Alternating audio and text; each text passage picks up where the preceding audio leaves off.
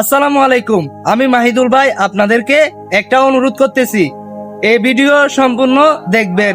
আজকে কথা বলবো আমাদের বারপুন্ড ইউনিয়নের একজন শিশুকে নিয়ে, যার বয়স হচ্ছে যে মাত্র 4 বছর।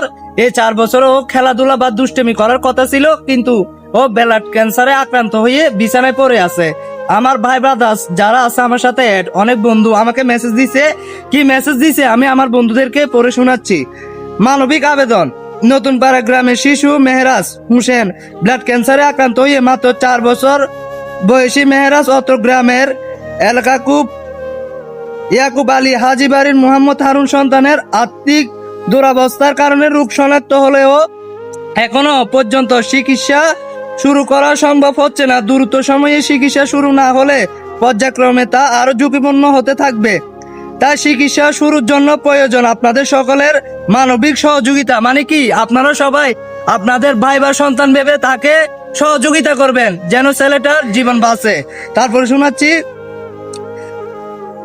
দ্রুত সময়ে চিকিৎসা শুরু না হলে পর্যায়ক্রমে তা ঝুঁকিপূর্ণ হতে থাকবে। তাই চিকিৎসা শুরু করার জন্য আপনাদের সহযোগিতা প্রয়োজন। আসুন আমরা সকলে মানবতার জন্য এগিয়ে আসি, সাধ্যমতো সহযোগিতা করি।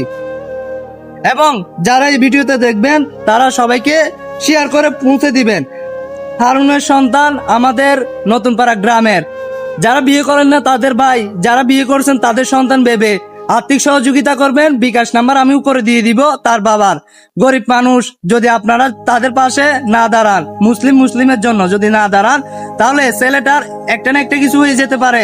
তা আপনাদেরকে আমি অনুরোধ করব, হাত জোর করে অনুরোধ করব, কখনই কিছু চাই নাই।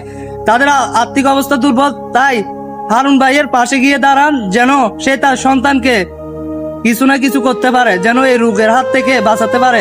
ভিডিওটা যারা দেখতেছেন তাদেরকে আসসালামু আলাইকুম। ভিডিওটা শেয়ার করে দিবেন যেন মানুষের কাছে গিয়ে পৌঁছায়।